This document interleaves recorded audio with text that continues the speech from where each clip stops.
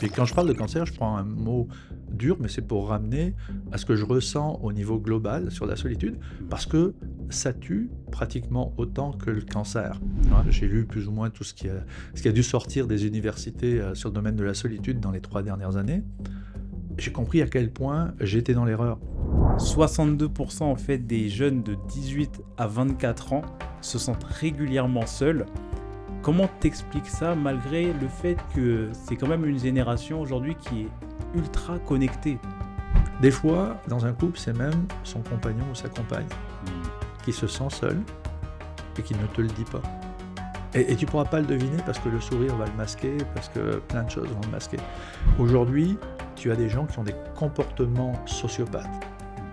Parce que dans ce cœur-là, dans ce vide-là, ils n'ont rien d'autre que la haine. Mmh. Et on en revient aux problématiques de sécurité. C'est ça que je veux prêcher, c'est le fait que c'est une bonne nouvelle. Donc non seulement on pourrait couper dans les dépenses de l'État, Mmh. parce que s'il y a moins de gens qui souffrent, il y a moins de coûts, Mmh. mais en même temps, on pourrait créer de la richesse. C'est vrai que lui, il disait que le pire n'est pas de finir seul, mais de se retrouver avec des gens qui nous font nous sentir seuls.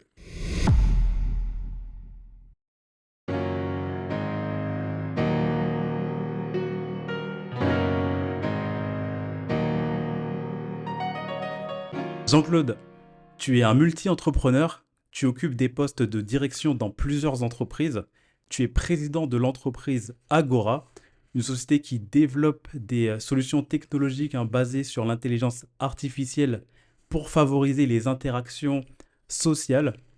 Tu es aussi coprésident de l'association Action Solitude, Mhm. qui œuvre pour sensibiliser et lutter contre l'isolement social. Tu es aussi conférencier. Tu as réalisé des TEDx en français et en anglais. Effectivement. Et tu partages dans ces TEDx ou dans ces conférences tes réflexions sur les sujets qui sont liés à la solitude et la connexion humaine. Et donc, c'est un plaisir pour moi, Jean-Claude, de te recevoir sur Dis-moi plus. J'avais pas eu l'occasion de voir ton TEDx en direct à la Pépinière l'an dernier, mais j'ai pu le voir en rediffusion parce que j'étais présent, mais j'étais arrivé un peu en retard. Mhm. Et c'est vrai qu'on va parler d'un sujet qui mérite d'être traité et qui mérite d'avoir toute la lumière. C'est le sujet qui est autour de la solitude. C'est vrai que depuis les tout premiers récits de l'humanité, comme dans la Bible, dans la Genèse, où Dieu dit il n'est pas bon que l'homme, avec un grand H, homme et femme, soit seul. La solitude est vraiment perçue comme un défi fondamental. Selon toi, pourquoi la relation aux autres est-elle si essentielle à notre nature humaine? Alors déjà, merci Nipsom de m'avoir invité. Puis j'ai particulièrement aimé une de tes dernières émissions sur l'IA, donc on va en parler effectivement aujourd'hui. Oui. Puis voilà, je vois que tu fais des références à l'histoire, à la Bible. Tu sais, en fait, c'est vrai, c'est tout le temps. 2000 ans après la Genèse, tu avais par exemple chez les philosophes Aristote qui commençait avec son Zoon Politikon, où si tu préfères, on est des animaux politiques au sens police, la cité, la ville, vivre ensemble. Mhm. Puis j'aime faire aussi de temps en temps des références sur des cultures différentes, comme par exemple la culture africaine des Ubuntu, Mhm. où tu dis je suis parce que nous sommes. Et pourquoi j'aime faire cette référence? C'est parce que quand on parle de solitude, quand on parle de socialisation, on oublie que certaines cultures sont restées avec des valeurs traditionnelles Mhm. et sont beaucoup mieux armées que nos sociétés individualistes. Mhm. Voilà, donc est-ce que c'est essentiel pour l'être humain? Ben oui, aujourd'hui, tu vas retrouver les sociologues, la fameuse pyramide de Maslow, Ouais. où après, en gros, l'énergie, le feu, boire, manger, bien, c'est la socialisation qui est importante pour notre espèce. Tu retrouves aussi aujourd'hui des choses qui sont plus intéressantes au niveau de tout ce qui est neurologie. Mhm. Donc, les neurosciences permettent aujourd'hui de mesurer avec des IRM, Mhm. avec des électrodes, nos réactions. Puis tu t'aperçois en fait que c'est un peu comme te péter l'orteil. Mhm. Quand tu es seul ou quand tu te sens déconnecté des autres, Mmh. déconnecté de ton environnement social, bah, tu souffres. Voilà. Et je vais faire une petite parenthèse, mais c'est un petit clin d'œil, parce que très loin, de très loin, j'ai un cousin qui s'appelait Blaise Pascal. Oh. Et comme tu fais la référence à la Bible, Mmh. en fait, il avait écrit qu'en tout homme, en fait, dans le cœur de l'homme, il y a un vide qui a la forme de Dieu. Mmh. Puis quelque part, si on prend ça avec une vision un petit peu plus laïque, ben, on se dit, qu'est-ce qui remplace aujourd'hui ce vide? Qu'est-ce qui, dans cette société, peut nous aider? Et on va parler de l'IA, puis ben, j'espère que tu vas comprendre que je ne suis pas du tout partisan que ce soit l'IA qui remplace ce vide. Mmh. Les hommes ont besoin d'autres êtres humains. Ouais. Ouais, c'est sûr que les hommes ont besoin des autres êtres humains. Et j'ai l'impression que même lorsque je vois des thèmes sur les conférences TEDx par exemple, ou même lorsque j'ai l'habitude de participer à des événements où il y a différents professionnels, les professionnels qui sont spécialisés dans le domaine de la solitude, j'en ai pas forcément rencontré. J'ai l'impression qu'ils ne sont pas vraiment mis en lumière. Mais toi, en fait, pourquoi tu as décidé de te lancer dans cette lutte contre la solitude? Ah mon Dieu,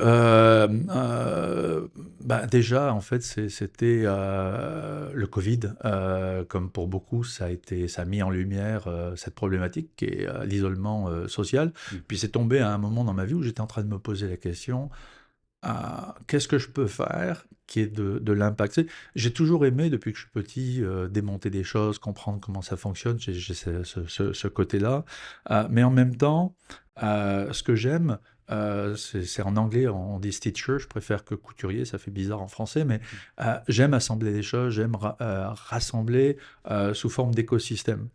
Et en fait, c'est devenu comme un défi pour moi que de travailler à lutter contre la solitude quand j'ai vu l'ampleur de la problématique.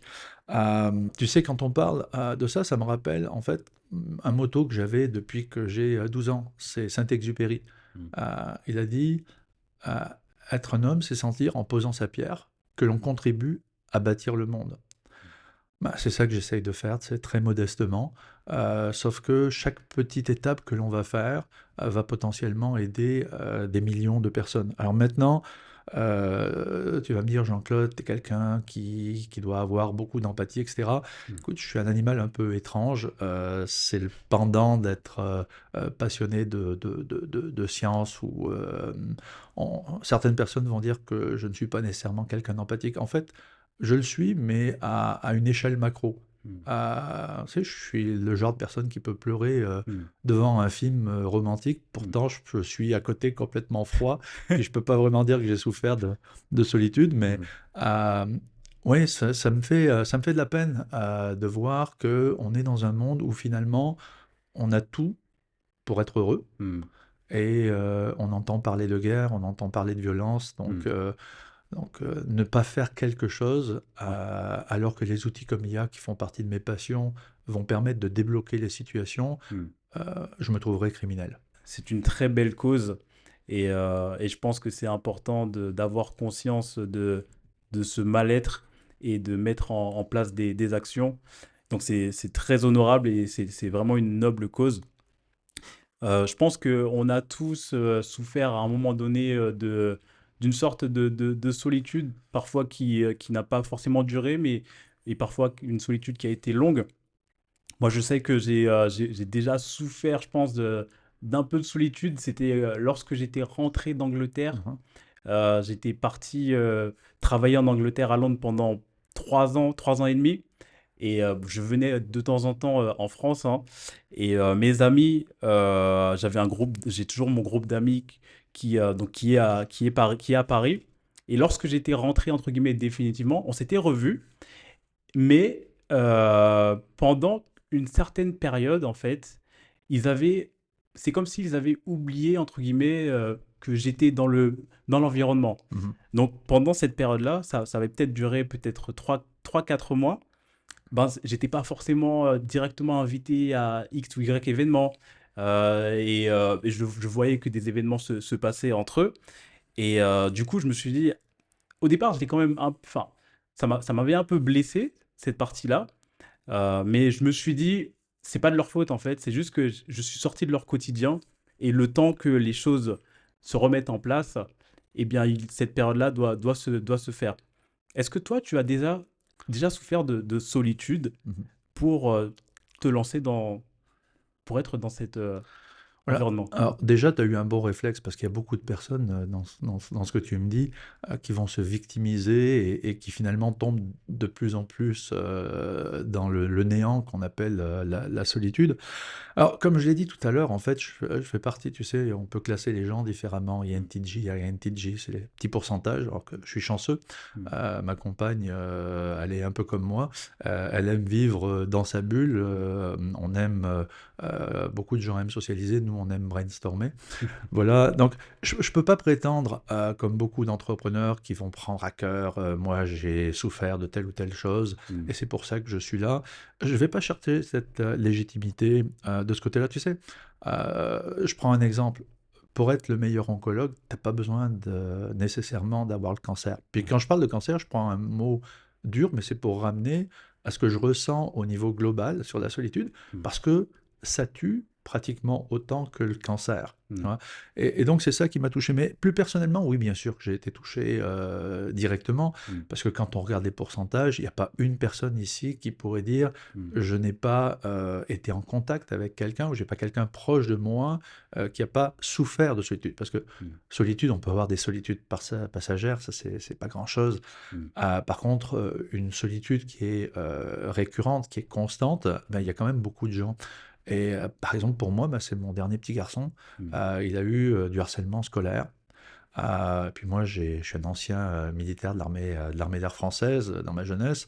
Donc pour moi, c'est comme non, bah, tu dois être tough là, c'est pas grave. Tu vas te trouver d'autres amis, sors, rencontre du monde, etc. Puis quelque part, je le bousculais, je le poussais. Mm.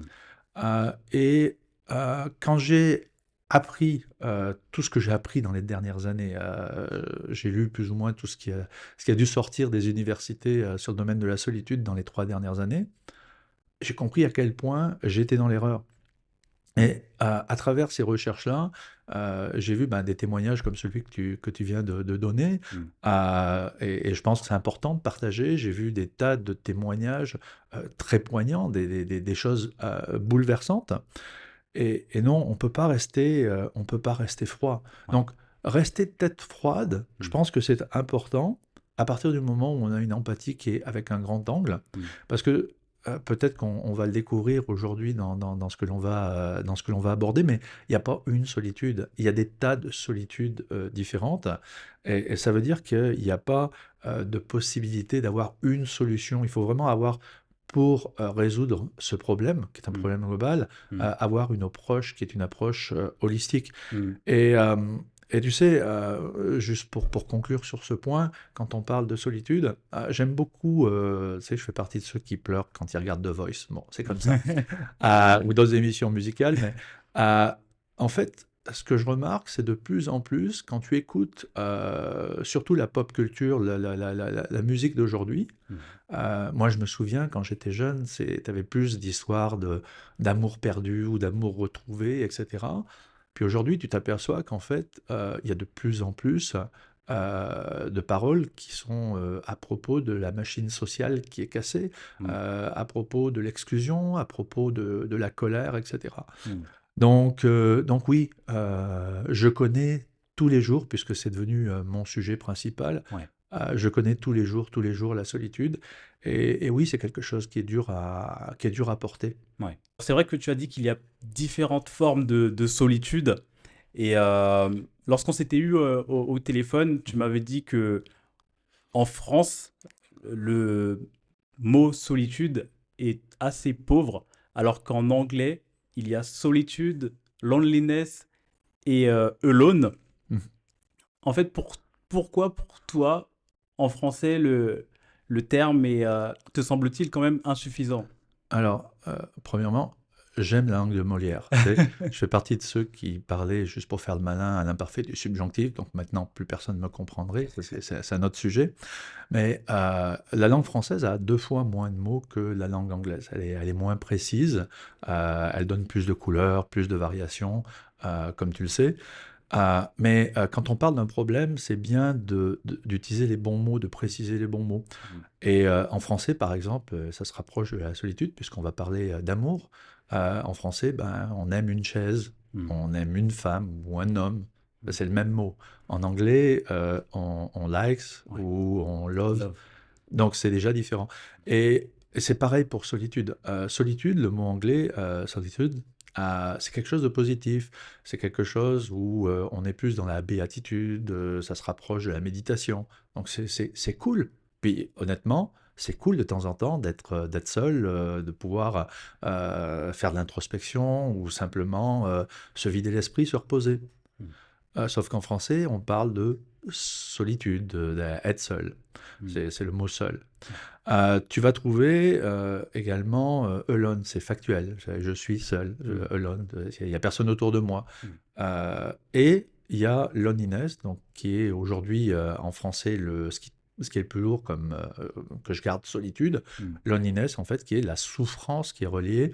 Alors, j'aime pas dire à un manque d'appartenance quand on reprend la pyramide de Maslow, parce que le mot appartenance, quand on parle d'étymologie, il a une racine appartenir, j'aime pas trop. Mm. Moi, je préfère dire que en fait, c'est un manque de symbiose sociale. Mm. Et donc, pour essayer de faire mieux, Mm. moi, j'utilise mes propres mots. Donc, quand je parle de solitude au sens agréable du terme, Mhm. je parle de solescence.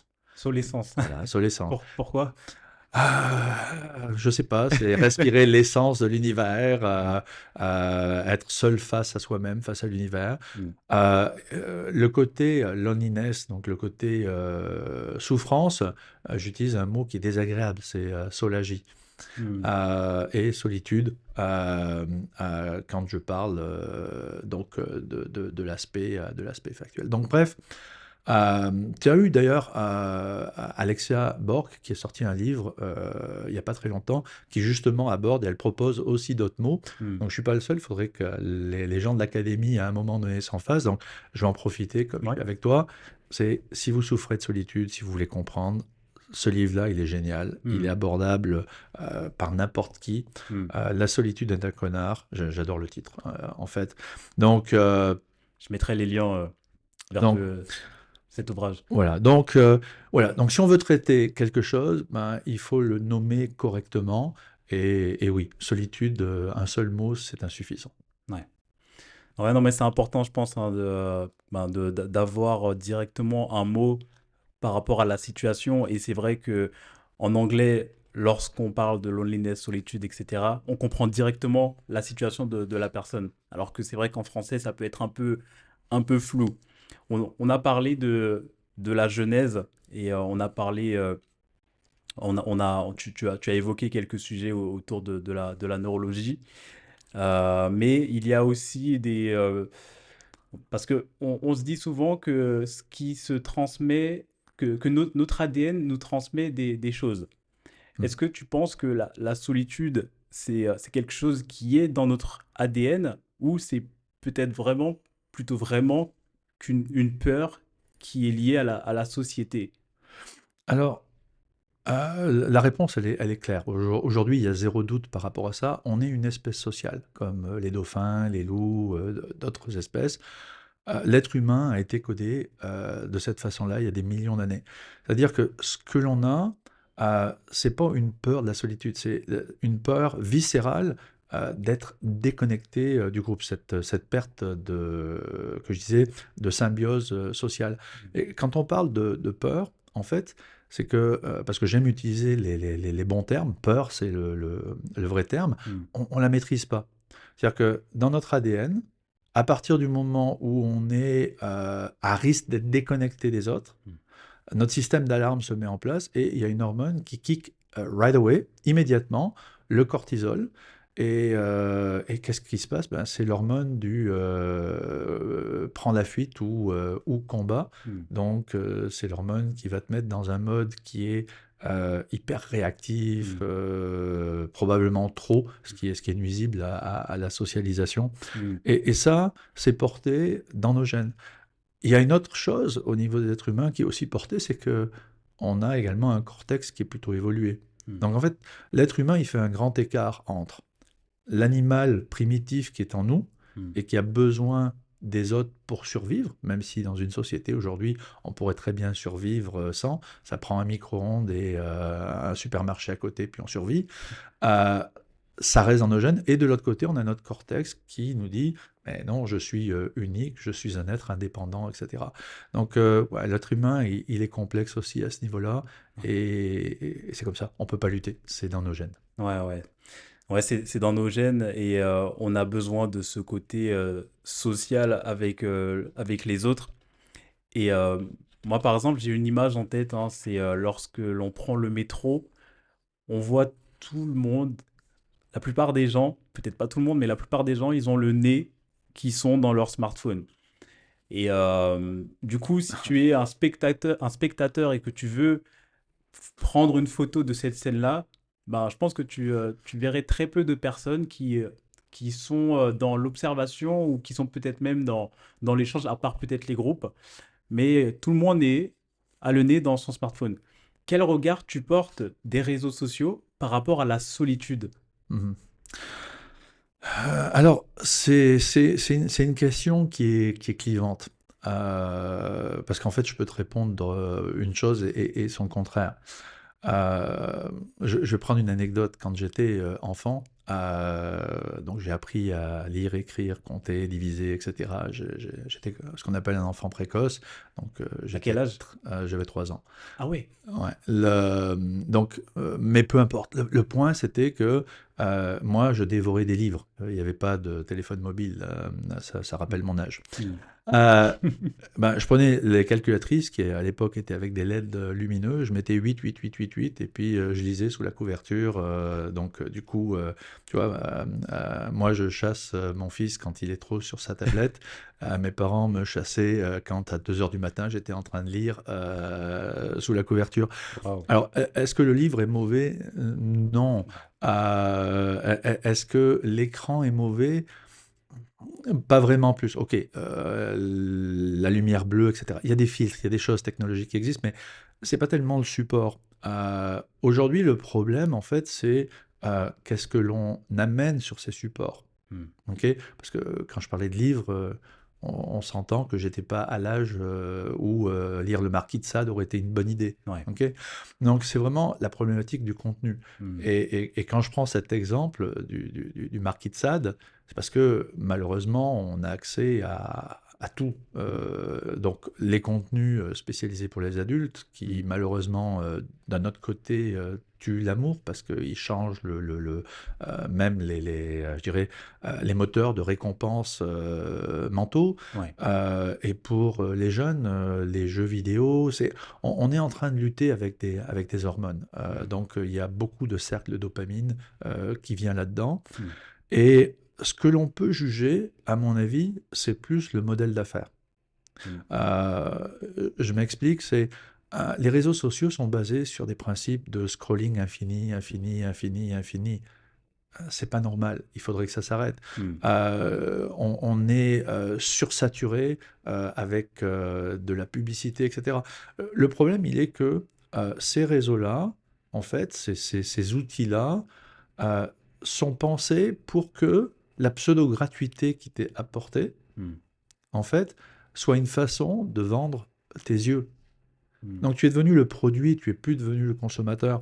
Et on peut lutter, et honnêtement c'est très difficile contre les utilisations des jeunes, on peut interdire des tas de choses. Mhm. Reste qu'ils vont toujours trouver un moyen de passer outre.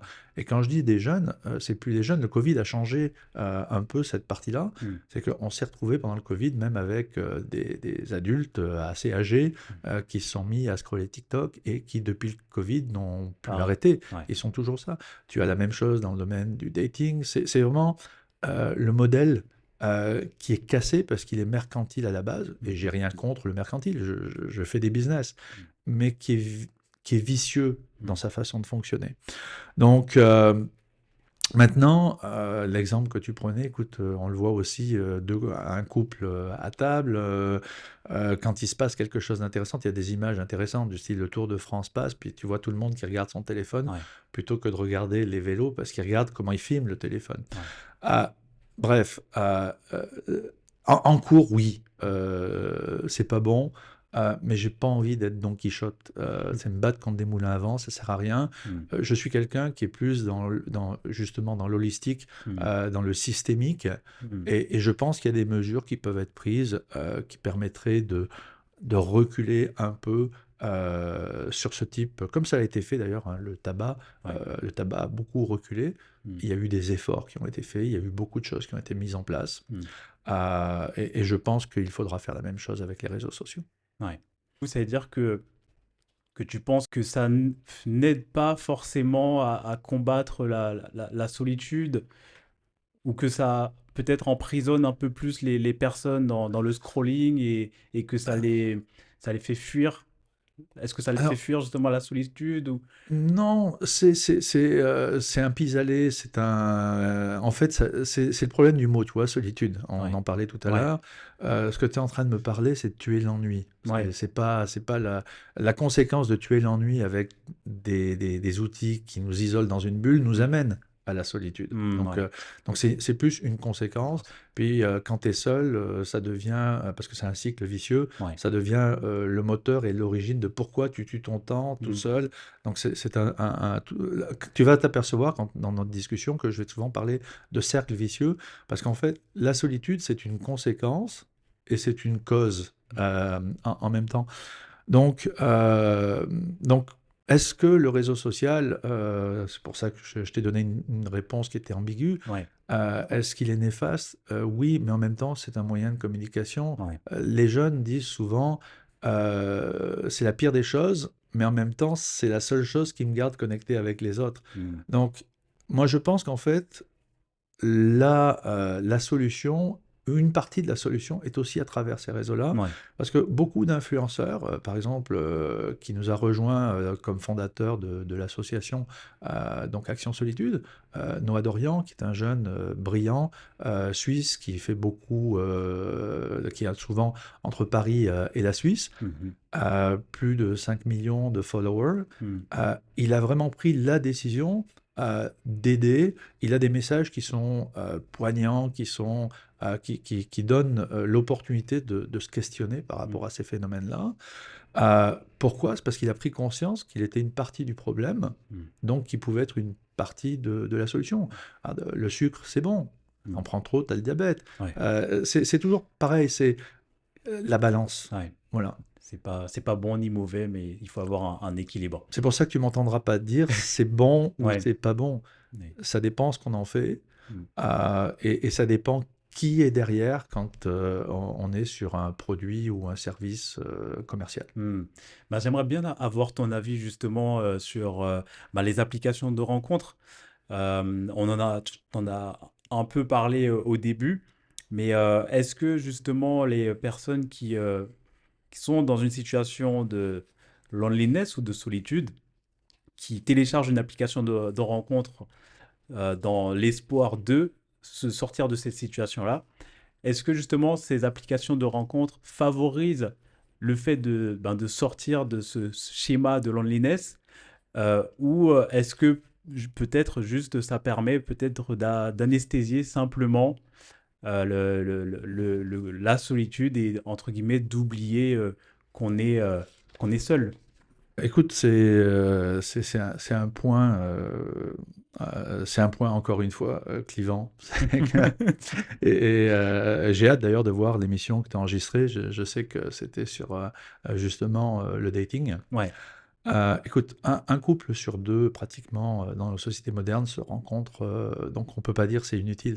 Mm, C'est devenu essentiel. On est dans une vie où il y a tellement de gens autour de nous que tous sont des inconnus. mm, Donc en soi, c'est une bonne chose. Maintenant, encore une fois, c'est la même chose. C'est, c'est le modèle d'affaires. Alors, je parle business et je sais que des fois, quand je discute avec des gens qui sont plus dans le côté associatif, surtout en France, mais ça, c'est un autre débat, ça fait presque immoral de parler de modèle d'affaires. Hmm, Sauf que on est des consommateurs. hmm. Les modèles d'affaires, c'est ce qui fait, ce qui rapporte de l'argent aux compagnies. Donc, le problème du dating, c'est pareil. C'est si l'algorithme voit qu'il y a un match qui se passe a priori bien, il va comprendre que cette personne-là est peut-être un bon profil pour toi. Hmm. Et tu vas penser que c'est pour cette raison-là que d'un coup, il te propose plein de profils qui sont plus ou moins équivalents, voire mieux.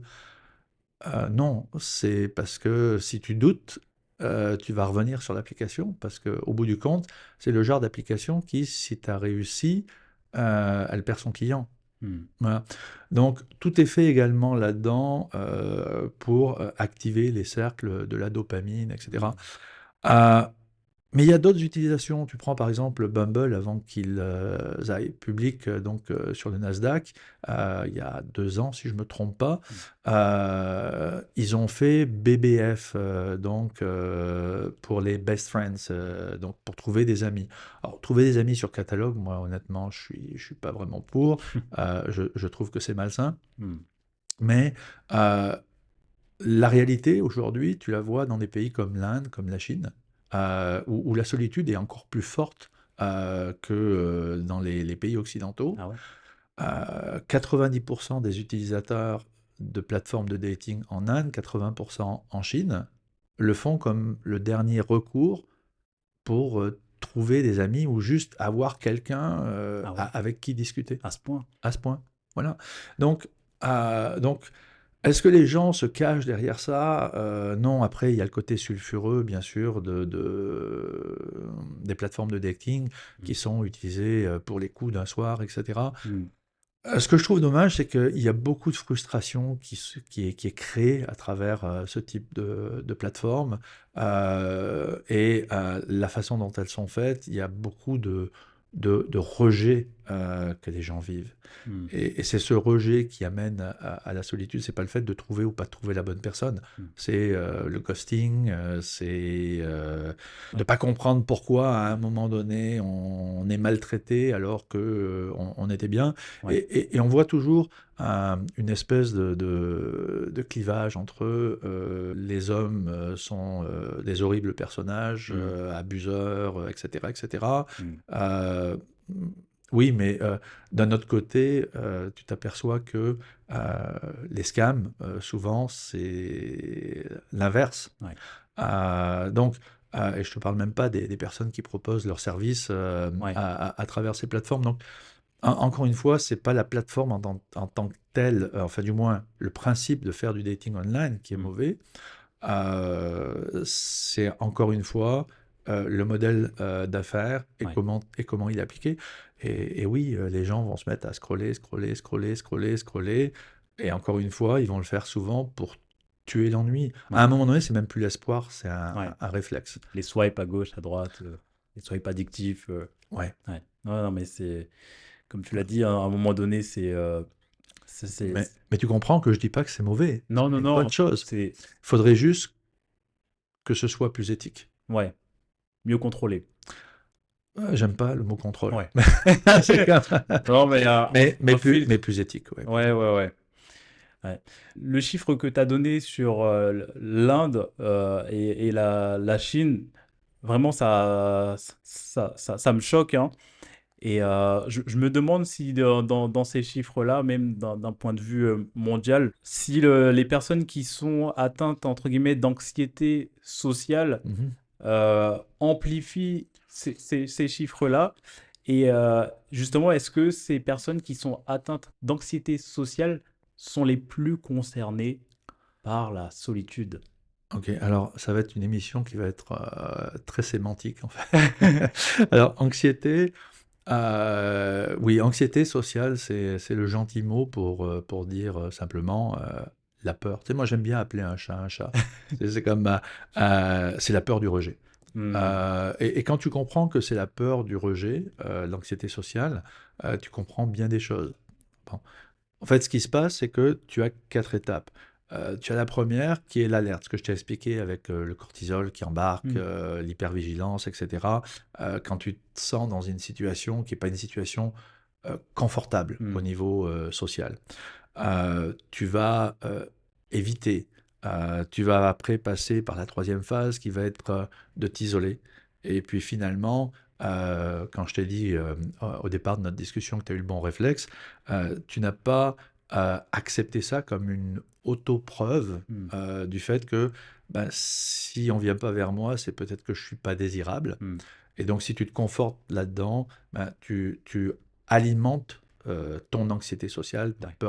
t'as peur donc de te faire rejeter. Hmm. Et il y a une grave erreur qui est faite souvent, c'est on confond cette problématique avec introverti, extraverti. Hmm. Puis ça, c'est vraiment grave parce qu'en fait, quand tu regardes les chiffres, les statistiques sur les recherches psychologiques, la solitude, elle frappe autant les introvertis que les extravertis.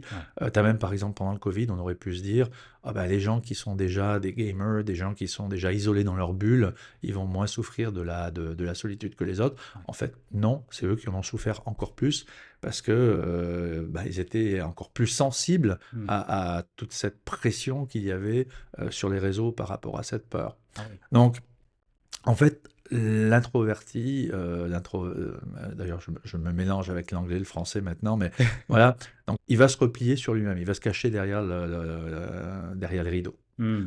Euh, mais quand l'extraverti, dans une soirée, c'est celui qui veut à tout prix être ton ami, là, Ouais. qui est, tu sais, collant comme c'est Ouais. pas possible, Il veut connecter à 100%. c'est une autre forme c'est un masque.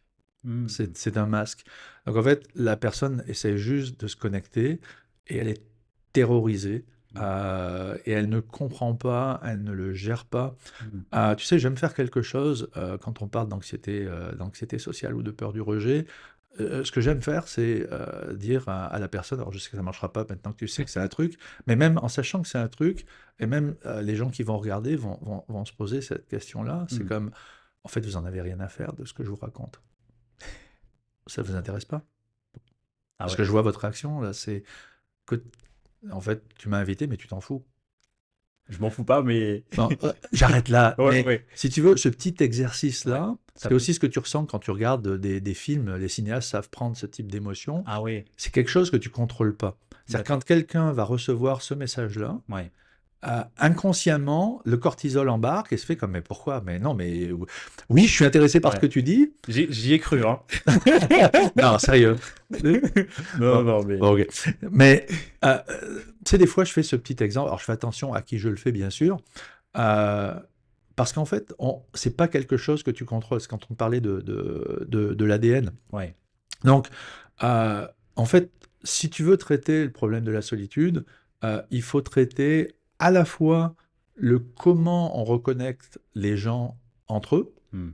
ok, et cette peur initiale de la rencontre, cette peur de cette action sociale. Hmm. Et ça, c'est quelque chose que peu comprennent, que Hmm. j'avais pas compris. Et quand je dis peu comprennent, c'est les médecins, les psychologues, pour la plupart, Ouais. n'ont pas du tout cette conscience-là.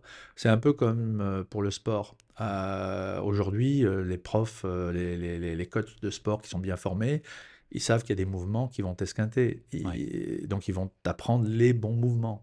De même que tu vas pas faire courir quelqu'un qui a une jambe plus longue que l'autre. Non. Aujourd'hui, on comprend la mécanique du squelette. Hmm. On a besoin de comprendre cette mécanique dans le cerveau, parce que si on ne fait pas attention, en voulant bien faire les choses, Hmm. on vient choquer cette anxiété sociale, et la seule chose qu'on provoque, c'est qu'on alimente ce cycle infernal, Hmm. on alimente ce circuit jusqu'au moment où les gens s'isolent complètement. Et tu penses que aujourd'hui, en tout cas, il y a peu de personnes qui sont, entre guillemets, formées et connaissent les réelles raisons et ont la bonne attitude pour traiter ce problème à l'origine? Alors, il y a plein de gens qui ont de la bonne volonté, Ouais. mais c'est un peu comme les profs de sport à l'école de mon temps, qui étaient en même temps profs de maths ou profs de géographie. C'est pas parce qu'ils ont de la bonne volonté que nécessairement ils ont les bons outils. Ouais. Puis tu sais, j'ai discuté avec des médecins, avec des psychologues. Et oui, ils sont souvent étonnés. Alors, de moins en moins, bien sûr, pour les psychologues, parce que j'imagine qu'il y a de plus en plus de documentation et de lecture. Mm. Mais oui, les gens sont très ignorants d'un problème qui pourtant les touche tous. Ouais, ouais. C'est vrai que ça touche beaucoup de personnes, hein. Je pense que ça touche, ça a déjà touché, je pense, toute l'humanité. Et il y a énormément aussi d'études, hein, qui sont autour de ça. Mhm. Il y a par exemple une étude qui a été publiée par l'IFOP en 2024. 62% en fait des jeunes de 18 à 24 ans se sentent régulièrement seuls. Comment t'expliques ça malgré le fait que c'est quand même une génération aujourd'hui qui est ultra connectée? Alors, en fait, ça, c'est intéressant, cette statistique, parce que souvent, quand on parle solitude, et tu le vois d'ailleurs au nombre d'associations qui traitent la solitude des personnes âgées, Hmm. on pense à personnes âgées. Ouais. Ok. La réalité, c'est que les jeunes en souffrent beaucoup, beaucoup plus. Pourtant, comme tu me dis, c'est pas juste qu'on est dans un monde hyper connecté. Un jeune qui veut sortir aujourd'hui, il a plein d'opportunités, il y a plein de choses qui existent, il a envie d'avoir une activité, il y a plein d'activités qui existent. Le problème, il est, encore une fois, c'est la problématique de la peur du rejet. Hmm. Un jeune, il peut avoir plein de monde autour de lui, et pourtant il va se sentir seul. Pourquoi? Ben, déjà, son identité n'est pas encore claire. Hmm. Qu'est-ce qu'il va devenir au niveau de ses études, son futur travail? Est-ce qu'il va déménager? Est-ce que c'est les amis pour toujours ou les amis peut-être jusqu'à la prochaine période scolaire? Hmm. Euh, et puis quand on parle d'hyperconnexion, ben, le défaut encore des réseaux sociaux, Hmm. c'est qu'on te présente des modèles qui sont des modèles impossibles. C'est les influenceurs qui te montrent la vie extraordinaire, magnifique, Ouais. les filtres qui gomment Sans toutes les imperfection. imperfections. Ouais. Ben, quand tu te regardes dans la glace, quand tu es jeune, encore une fois, tu te poses la question, mais ouais, je ne suis pas là. Comme les réseaux sociaux, bah, tout le monde peut devenir quelque part son petit influenceur, bah, les gens vont utiliser aussi certains filtres, vont utiliser un certain nombre de choses. Et d'un point de vue psychologique, tu sais, on définit le personnage ou sociologique, tu sais, on définit notre entourage. Hmm. Sauf qu'aujourd'hui, en fait, Freud se retournerait dans sa tombe parce que notre persona, ben, en fait, on a un persona numérique, puis on a le persona dans la vraie vie, puis c'est pas le même. Puis ce qui était le surmoi, donc ce qui est notre, quelque part, conscience des parents ou jugement, aujourd'hui, c'est le jugement des autres à travers des filtres sur Internet. Donc il y a une perte de structure Ouais. et toutes les générations, les jeunes se sont toujours sentis incompris. C'est ceux qui faisaient du rock'n'roll ou qui étaient hippies dans les années, c'est pour aujourd'hui les boomers, Ouais. quand ils étaient jeunes, ils pouvaient dire qu'ils étaient incompris, que non, aujourd'hui, en fait, c'est vraiment, je pense, la pire, la pire jeunesse qui puisse exister en termes d'expérience. Hmm. C'est pour ça que tu as ce type de pourcentage. Prends autre chose, c'est que aujourd'hui, les jeunes, ils n'osent plus sortir. Et 50% des jeunes, et c'est un paradoxe que j'avais souligné dans mon TEDx, Mhm. 50% des jeunes ne sortent pas. Pourquoi? Parce qu'ils sont seuls. Ah C'est- ouais? c'est- Ben oui, si tu es seul et que tu sors, t'es quoi? Un loser? T'es Ouais, bien avec ta bière au milieu de tout le monde? ouais, Ou t'es cette fille qui va se faire éventuellement bousculer, agresser? ouais, Puis là, je suis gentil. ouais. Le problème, c'est qu'aujourd'hui, il y a la thématique de la sécurité. Puis c'est très relié à la solitude. C'est vrai. Et moins les gens se sentent connectés avec leur environnement social, plus les haines augmentent. euh, Plus les frustrations augmentent, donc plus l'insécurité augmente, plus il y a d'insécurité, Hmm. moins tu te sens capable de sortir. Moi, je suis le père de 4 garçons. Tu sais, je peux bien dire, j'aurais aimé avoir une fille. Oui, pourquoi pas. Hmm. Mais en même temps, si j'avais une fille qui sort aujourd'hui, Ouais, en tant que père, je serais terrorisé. ouais. Donc, ça fait partie de ces sujets qui sont importants si on veut aussi résoudre le problème de la solitude. Hmm. Le problème, c'est que les politiques s'emparent de cette thématique-là. Hmm. Et puis aujourd'hui, tu te retrouves avec, si tu parles de sécurité, tu es du spectre droite de la politique. alors qu'en fait, c'est un élément qui est essentiel. Si on veut le bien des autres, on n'a pas d'autre choix que d'amener une sécurité physique. Ouais. Et pour tous ceux qui font, comme moi, des entreprises qui veulent amener au collectif des possibilités de se rencontrer, de sortir, de se rencontrer dans la vraie vie, d'amener aussi ce confort et cette sécurité morale. Mm. Voilà, voilà, on pourrait en parler des tas de fois, mais Ouais. tu vois, par exemple, des petites initiatives géniales comme l'entreprise Cupdom qui était passée sur Qui veut être Mon mon associé. associé. Ouais. C'est des choses simples, mais ils ont vraiment une grosse communauté qui s'est formée. Mm. Puis les jeunes, pour parler, je ne sais plus si c'est moderne ou pas, je suis trop vieux pour ça, mais tu sais, c'est pas relou de Ouais. protéger son verre. Ouais.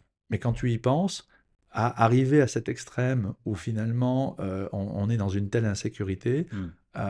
ça ne fait qu'empirer le problème de la solitude chez les jeunes. Ouais, ouais, c'est vrai qu'il y a une réelle peur, ben, je pense, chez les jeunes, hein, comme tu le dis, et ça demande du courage, hein. J'ai l'impression de sortir dehors et d'être, de se dire, ben, j'ai pas d'amis et je vais sauter ce pas pour rencontrer des gens. Moi, je me rappelle lorsque j'étais en Angleterre, encore une fois, j'avais pas de. Mes amis, c'était mes collègues, mais j'ai, j'avais pas d'amis là-bas. Et pour rencontrer des personnes, enfin pendant une période, j'avais pas d'amis. Au début, j'avais un ami, mais il était parti. Mais ensuite, j'avais pas d'amis. Et pour rencontrer des gens, je me suis dit que j'avais installé une application, c'était Meetup à cette Mhm. époque. Et c'était pour rencontrer des personnes en groupe. Mais par contre, il fallait quand même un certain courage parce que tu te dis, bon, ben, je vais y aller seul. Je vais rencontrer des personnes qui sont, entre guillemets, seules comme moi. Donc, ça blesse un peu, ça peut blesser l'ego. Donc, je peux comprendre complètement cette peur qu'il y a. Et il faut avoir l'habitude, en fait, limite de se faire rejeter pour se dire, bon, bah, ça me fait plus rien et c'est pas grave si je suis seul, quoi. Sauf que ça, tu vois, c'est pas quelque chose qui pour moi est acceptable. Aujourd'hui, les technologies comme l'IA peuvent te permettre d'être au bon endroit, au bon moment, avec les bonnes personnes. Et non pas nécessairement solitaire de tout pays, Mm. unissez-vous. Imaginez, il y a beaucoup d'applications d'ailleurs qui font cette erreur d'être nous on lutte contre la solitude, etc. Oui, in fine, si on aide des gens à se rencontrer, on lutte contre la solitude, mais c'est pas quelque chose qu'on va marketer. Mm. Il y a des gens qui aiment sortir, il y a des gens qui ont envie de sortir, il y a des gens qui ont besoin de sortir, Mm. il y a des gens qui sont ensemble, il y a des gens qui sont seuls. Il n'y a pas de différence à faire.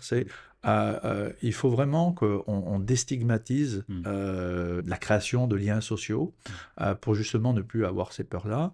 Mais le vrai point que tu as dit par rapport à ton expérience, c'est ça, c'est euh, tu n'avais pas nécessairement l'impression d'être au bon endroit ou avec les bonnes personnes. C'est un peu une découverte. Ouais. Euh, ben, l'intelligence artificielle, alors sans faire du Black Mirror, hein, bien sûr, il faut garder notre libre arbitre. Mm. Ben, elle peut faire ce que fait je vais me prendre cet exemple-là, un wedding planner, c'est quelqu'un qui arrange les mariages Mm. et qui arrive à faire cette magie quand il y a plus de 100 personnes, de mettre les bonnes personnes à côté des autres, puis Dieu sait que c'est difficile. Mm. Une IA a cette capacité-là aujourd'hui à traiter des patterns, désolé pour l'anglicisme, Mm. donc des matrices Mm. de façon très efficace.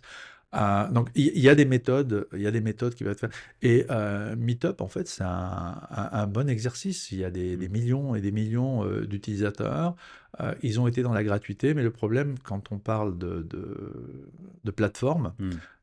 bah, c'est aujourd'hui beaucoup de choses sur Meetup, c'est ah tiens, c'est gratuit, je vais aller dans cette soirée-là Ouais.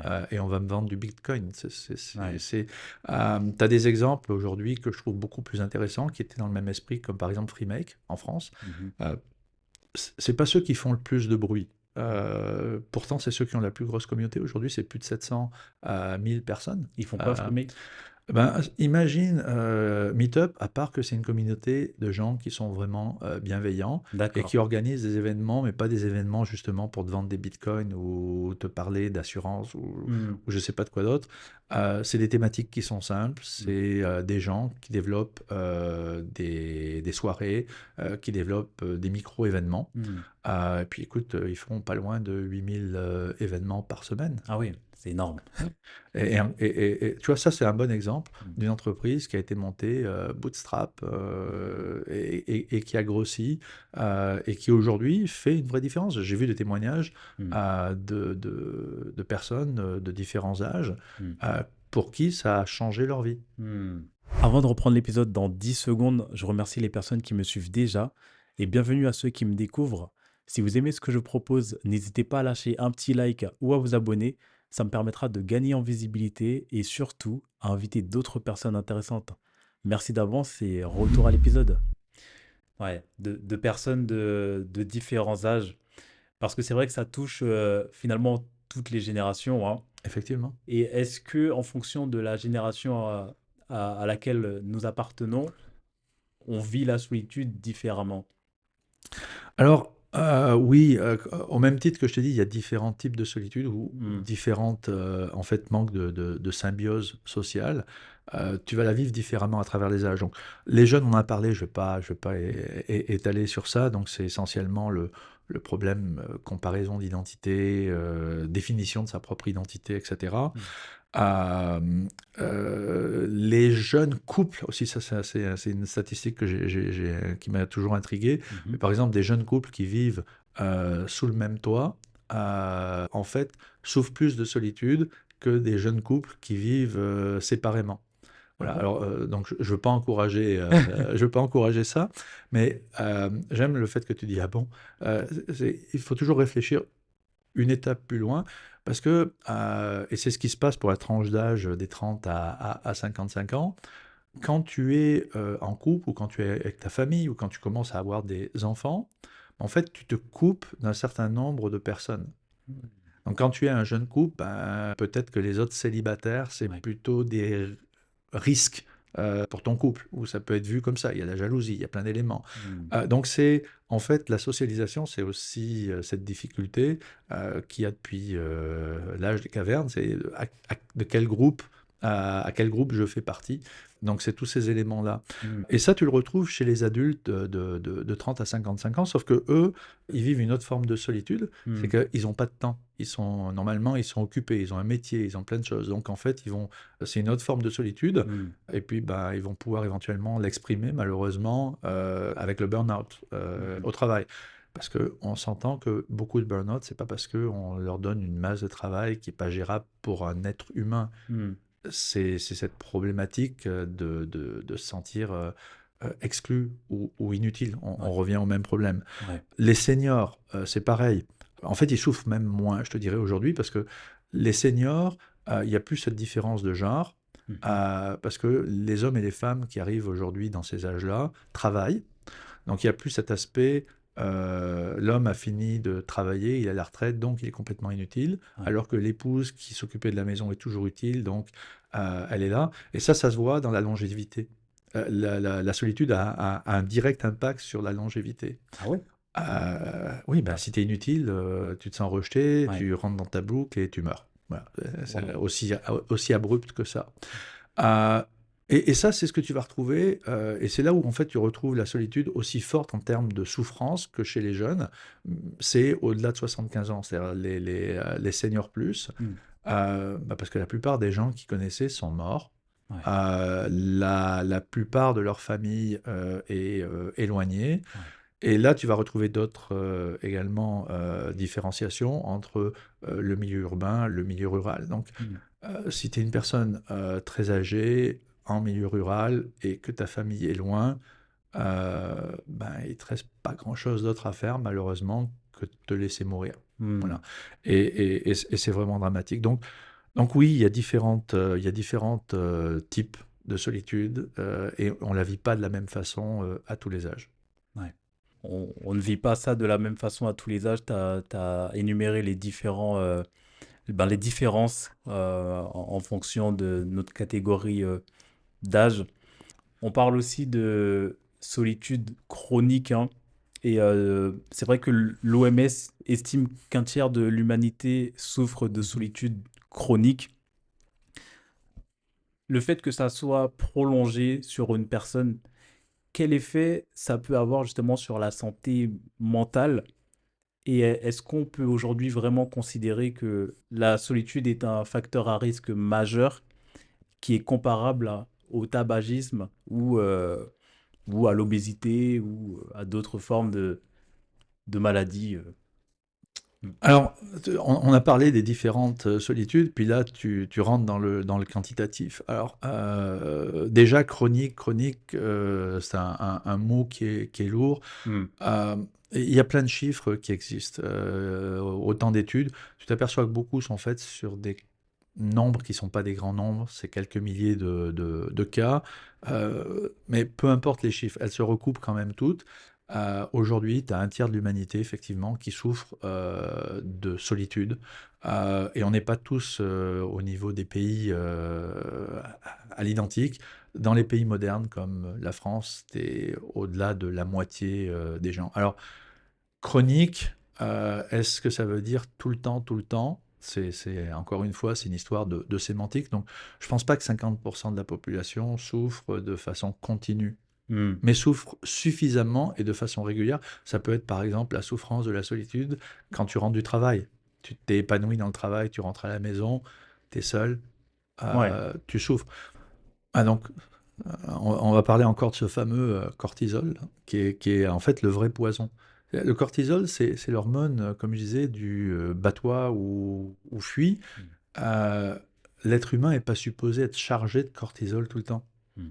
Et donc, quand tu rentres dans ce cycle, tu vas effectivement accroître ton isolement. Et au niveau physique, ça fait quoi? Un excès de cortisol, ça va te créer des risques d'AVC, ça va augmenter ta tension artérielle. Mm. Donc ça va amener à des infarctus. Tu vas avoir des problèmes donc immunologiques Mm. et ton cerveau va baisser même au niveau de l'aspect de ses capacités cognitives. Mm. Tu vas manquer de sommeil, et puis au final, dépendant de l'âge, ça peut amener jusqu'à la démence. C'est les origines de dépression, d'anxiété au sens large du terme, les burn-out au niveau professionnel. Mm. Donc, en fait, le problème, ce que je disais, c'est qu'il y a une problématique de compréhension même au niveau médical. C'est-à-dire, est-ce que l'état ou la souffrance de solitude, c'est une conséquence parce qu'on s'isole pour X raisons ou souffrances, ou même la maladie nous isole, Mm. ou est-ce que c'est l'isolement qui a fait que on aggrave la maladie ou qu'on malheureusement contracte certaines maladies. Mm. Donc le point, il est pas dans la comparaison avec le tabac ou Mm. moi je compare au cancer, mais c'est pas politiquement correct, même si les chiffres sont quand même très proches. Mm. Donc, oui, la solitude fait que ton cerveau sécrète un poison qui est le cortisol. Mm. Voilà. Et tu vas dérégler tout ton corps, tu vas finir par mourir Mm. prématurément. Il y a d'autres statistiques qui disent que ça réduit à peu près de la moitié ton espérance de vie. Waouh. C'est choquant. Voilà. Mais prends l'exemple que je disais, l'exemple typique, c'est on n'a pas changé en l'espace de quelques dizaines d'années d'un point de vue biologique. Or, les hommes mouraient beaucoup plus tôt Mm. avant, et c'est pas juste les progrès de la médecine. Mm. C'est parce qu'aujourd'hui, il y a des occupations, puis on peut exister. Mm. On est une machine biologique. Mm. Si on n'a pas de raison d'exister, c'est-à-dire on n'a plus de raison de se reproduire, puis ça Mm. c'est le passage, la transmission, la base même de toute entité biologique. Donc si on n'a plus ça, si on n'a plus d'activité, si on n'a plus d'utilité Mm. vers les autres, À ben, quoi bon? notre corps fait simplement un shutdown et puis s'éteint. Ouais. Ouais, et puis même lorsque l'on a une activité, notre corps peut aussi faire un shutdown et s'éteindre de façon même assez tragique. J'ai l'exemple en tête de Robin Williams, hein, Mhm. un acteur qui était bourré de talent et qui s'est malheureusement suicidé en 2014. Ouais. Et c'est vrai que lui, il disait que le pire n'est pas de finir seul, mais de se retrouver avec des gens qui nous font nous sentir seuls. Qu'est-ce que cette phrase t'inspire? Alors, effectivement, en fait, c'est une phrase d'un personnage joué par Robin Williams et qui malheureusement résonne beaucoup avec la façon dont il a fini sa vie. Le problème, c'est que tu peux être entouré de plein de monde, tu peux avoir un entourage, Hmm. et pourtant tu sens pas cette symbiose sociale. Donc, je dirais que c'est pas tellement la quantité d'activités que tu vas faire, c'est pour être, quand tu parlais pour par exemple Meetup Hmm. ou d'autres comme Timeleft, etc., qui a été lancé par un Français, euh, c'est pas parce que tu vas avoir 4, 5 ou 6 personnes autour de toi ou 100 personnes autour de toi que tu vas te sentir moins seul. C'est pas le nombre de likes qui vont faire que Hmm. tu vas ne pas ressentir une forme d'invisibilisation. Euh, ton cerveau réclame une réciprocité. C'est-à-dire que si tu veux sentir que tu es en symbiose sociale, c'est pour ça que j'aime ce mot, un rapport symbiotique, c'est un rapport, alors on pourrait dire entre un parasite et son hôte, donc je ne vais pas nous considérer comme des parasites, ok, mais euh, on a ce besoin de validation, on a ce besoin de retour. Hmm. Donc, ça sert à rien de multiplier des contacts et des contacts, ça sert à rien de pousser les gens à socialiser à tout prix. Ce qui est vraiment important, ce que je disais tout à l'heure, c'est d'être avec les bonnes personnes Hmm. au bon moment, au bon endroit. C'est savoir recréer ces cercles-là. Tu sais, le sociologiste Dunbar avait cette théorie du nombre de personnes autour de nous. Hmm. Pour être heureux, on n'a pas besoin de 10 personnes. Hmm. Un petit groupe de 4, 5 personnes est suffisant. Jusqu'à 10, 12, on est capable de maîtriser. Au-delà, ça devient des relations, et puis au-delà d'un certain nombre, ça devient juste Des connaissances. des connaissances, de vagues connaissances. Hmm. Bon, ce qu'il n'a pas défini, Dunbar, c'est que maintenant, il y a le même cercle, ou les mêmes cercles, mais au niveau, comme je disais, qui sont le niveau virtuel et le niveau réel. Hmm. Ça, c'est vraiment un phénomène qui est nouveau. Donc, euh, oui, ce que ça m'évoque, en fait, écoute, c'est un sentiment, c'est Ouais. beaucoup de tristesse. Ouais. Beaucoup de tristesse parce que ce que ça masque, c'est des tas de gens autour de toi, peut-être même des gens très très proches. Des fois, dans un couple, c'est même son compagnon ou sa compagne Hmm. qui se sent seul et qui ne te le dit pas. Et tu pourras pas le deviner parce que le sourire va le masquer, parce que plein de choses vont le masquer. Et en fait, c'est quand on parle que c'est un vrai problème silencieux, Hmm. euh, dans cette phrase de Robin Williams, Hmm. voilà, moi c'est ça que je vois. C'est Ouais. le fait que beaucoup en souffrent silencieusement alors qu'ils ont tout un tas de monde autour d'eux. C'est un vrai problème, comme tu l'as dit, silencieux. Ça se passe à l'intérieur du corps et à l'intérieur du corps qui est quelque chose de très complexe. Il se passe beaucoup de choses, hein, notamment au niveau du cerveau.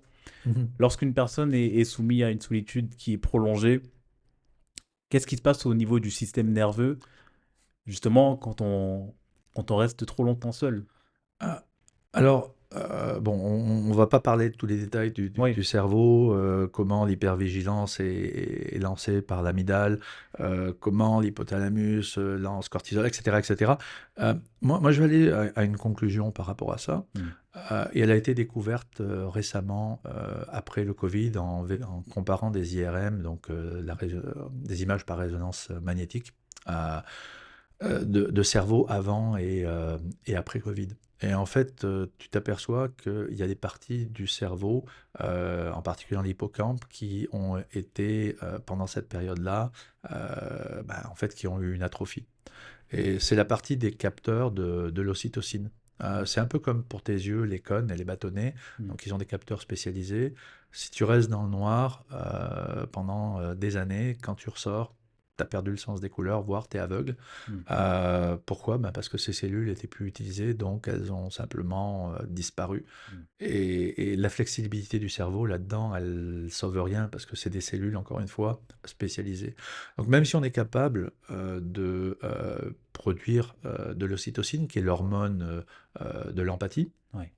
hein, ceux qui, pendant 3 années, pratiquement, n'ont pas eu de compagnon autour d'eux, ou même un animal de compagnie comme un chien, qui est une machine extraordinaire à produire de l'ocytocine, Et, euh, ben, en fait, une partie de leur cerveau a diminué. Et quand tu me parles de la question, je vais être abrupte. hmm, Aujourd'hui, pour la première fois, l'humanité, à plusieurs générations, dont des millions et des millions de personnes ont probablement un handicap invisible, un handicap physique, un handicap à l'empathie. à C'est l'empathie. oui, parce que si tu n'es plus capable de réagir Hmm, de façon positive à l'ocytocine, hmm, ben, c'est beaucoup plus difficile d'agir de façon empathique. Alors, hmm, ça veut pas dire que ça va transformer tous les gens en sociopathes, parce que fort heureusement, on a quand même notre cortex, on a des règles, on a des codes, des valeurs de société, donc on est capable de s'aligner, mais c'est beaucoup plus cognitif qu'émotionnel, malheureusement, parce qu'on a cette perte-là. Alors, pas tout le monde, je te rassure, hmm. mais assurément, des millions de personnes aujourd'hui ont cette difficulté-là, et d'où l'importance, comme on fait des rampes, on ne conçoit pas aujourd'hui de faire un magasin ou un centre commercial sans rampe pour les chaises roulantes. Euh, mais en fait, quand on pense à la socialisation, il faut vraiment penser aussi à toutes ces personnes qui peuvent avoir cette anxiété sociale dont on parlait Hmm. et qui, en plus, n'ont même plus ce muscle qui est les récepteurs de l'ocytocine Hmm. euh, pour pouvoir, avec aisance, se connecter aux autres. Hmm. Donc Ouais, là, c'est un méchant dégât, hein. ouais, ouais, non, mais t'as dit quelque chose qui. On ne devait pas traiter ce point-là, mais c'est en lien avec les sociopathes. Parce que c'est vrai que par moment, on voit des informations hein, dans les journaux où voilà, il y a eu telle fusillade qui a été déclenchée par une personne et parfois lorsqu'on creuse, on peut voir que cette personne-là, elle était peut-être voilà, seule ou il peut y avoir aussi des actes. J'avais lu une information, c'était un homme qui s'était fait rejeter par une femme et en fait, il avait décidé de mettre fin à sa vie, de la tuer, quoi. Mhm. Euh, la solitude dans tout ça, forcément, ça a un lien sur des sujets qui sont assez aussi dramatiques. Euh, Alors, quel regard tu portes sur ce... on va revenir à au départ quand tu parlais de la citation biblique, et puis finalement je suis arrivé sur la citation de Blaise Pascal, Hmm, hein, Clermontois comme moi. Euh, c'est en tout homme, il y a un vide qui a la forme de Dieu. ouais. Et on vit aujourd'hui dans une société où ben, plus laïque, où il y a moins de croyances. Puis le rationnel cartésien que je suis va pas te dire que c'est une mauvaise chose. Par contre, c'est ce vide, il existe. Donc par quoi on le remplace? Si quelqu'un n'est pas capable ou n'a pas un entourage avec qui justement il a cette symbiose sociale, avec qui il a, ce que je disais tout à l'heure, cet échange, ce retour, parce qu'il faut que ce soit réciproque, qu'est-ce qui lui reste pour combler ce vide-là? Il lui reste la colère, il lui reste l'intégrisme, il lui reste... parce que ce qui lui manque, encore une fois, c'est pas nécessairement quelqu'un, c'est un but, une raison d'être. Ça peut être la vengeance, ça peut être tuer pour une religion, tuer pour un parti politique, ou tuer juste parce qu'on est fou, parce que la folie, ça remplit. Les acteurs, quand par exemple ceux qui pratiquent les méthodes de l'acteur studio, Hmm, ils vivent cette émotion, ils embrassent leur personnage, ils deviennent leur personnage. Donc en fait, le cerveau humain est puissant. Il est capable de nous faire croire ce que l'on a envie de croire. hmm, Et en fait, on s'aperçoit souvent que ça déclenche les mêmes circuits neuronaux, les mêmes hormones, etc. Donc, aujourd'hui, je dirais que les gens qui ont un comportement sociopathe ne sont pas nécessairement des gens qui ont, d'un point de vue biologique, les traits d'un sociopathe. Un sociopathe, c'est quelqu'un qui a vraiment cette incapacité physique. Son cerveau n'est pas programmé hmm, pour fonctionner avec les autres êtres humains. Aujourd'hui, tu as des gens qui ont des comportements sociopathes. hmm, Parce que dans ce cœur-là, dans ce vide-là, ils n'ont rien d'autre que la haine. Hmm. Et on en revient aux problématiques de sécurité. Ouais. Ouais, et c'est des problématiques, je pense, qui doivent être traitées par les gouvernements. Et par exemple, au Royaume-Uni, ils mettent souvent en place des choses pour le bien-être des citoyens. Et en 2018, pardon, ils ont créé un ministère qui est dédié contre la solitude. Et ils ont investi plus de 80 millions d'euros de livres dans des programmes de soutien via le programme Building Connection Fund Mhm. ou le Know Your Neighborhood Fund. Comment tu analyses cette initiative et selon toi, est-ce que des États comme la France ou d'autres États doivent s'inspirer de ce type d'initiative? Alors, écoute, moi je salue ce qui a été fait. Et je l'ai même salué durant le TEDx des pépinières, donc comme tu en parlais. Et c'est ce qui a donné à mes amis l'idée de venir me voir à la fin, entre autres le coprésident Stanislas de Kersis, qui est l'ancien patron de quartier, qui a un cœur en or et qui fait beaucoup justement pour tout ce qui est des liens durables, de l'amour durable. D'ailleurs, tous les ans, il offre des prix à des compagnies, des startups qui travaillent dans dans cette optique-là. Hmm. Donc oui, je le salue, mais alors je vais peut-être pas me faire des amis au Royaume-Uni et peut-être pas au Japon, mais en même temps, écoute, je vais être grossier, tu mettras du blanc si tu veux ou un bip, mais c'est de la merde. Ah ouais. Écoute, euh, Pourquoi? mais euh, alors, quand tu prends d'abord ils viennent de l'arrêter. Donc, Hmm. depuis l'été dernier, il n'y en a plus de ministre de la solitude. Il y a toujours de vagues bureaux qui s'en occupent et ils ont reconduit des budgets. Mais c'est simplement quand tu regardes les budgets. Écoute, le budget total, si tu ramènes ça en euros, ça a dû être de l'ordre de 150 millions d'euros. C'est même pas 0,01%. Ou plutôt, on va comparer à quelque chose qui est plus facile à comprendre. C'est même pas la moitié par an du coût de l'entretien de l'arrosage des jardins à Londres. Ouais. Or, c'est probablement quelque chose, la solitude, je ne veux pas dire quelque chose, mais le problème de la solitude, le coût social en Angleterre, c'est probablement de l'ordre de 60 milliards ou plus. Waouh. Donc, t'as pas une entreprise privée aujourd'hui qui dirait, bah c'est pas grave, regarde, je vais traiter ça, j'ai un énorme trou, je perds de l'argent tous les ans, je vais mettre 0,01% de budget sur le problème. Hmm. Non, tu vas mettre au moins 5% de budget pour comprendre le problème. Donc là, on parle déjà, on est en milliards. Hmm. Et puis, quand tu as trouvé des solutions, parce qu'il y a des solutions, c'est pas comme pour le réchauffement climatique Hmm. où finalement ton retour sur investissement il va se faire à l'empèbre.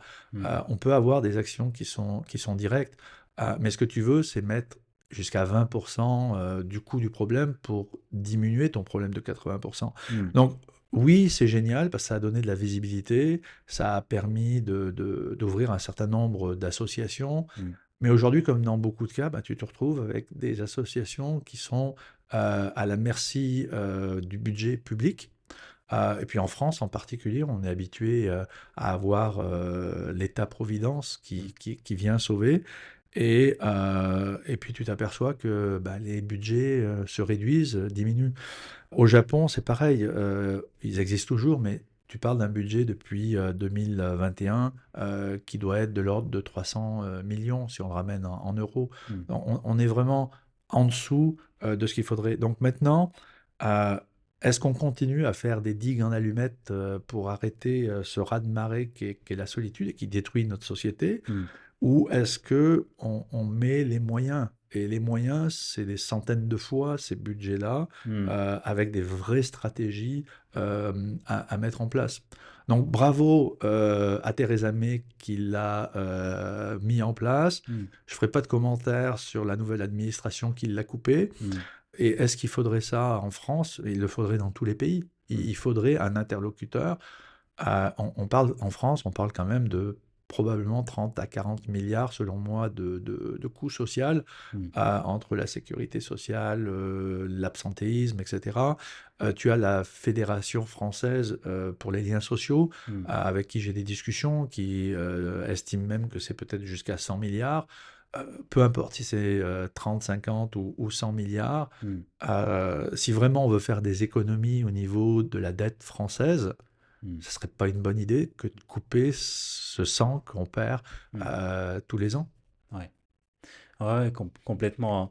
Mais c'est vrai que lorsque tu parles de ces chiffres et de l'investissement qui ont été réalisés, par exemple, en Angleterre ou dans d'autres pays pour lutter contre la solitude, on a l'impression que c'est un grain de sel, un grain de sable, pardon, sur une plage, dans le sens où ça ne signifie pas grand-chose.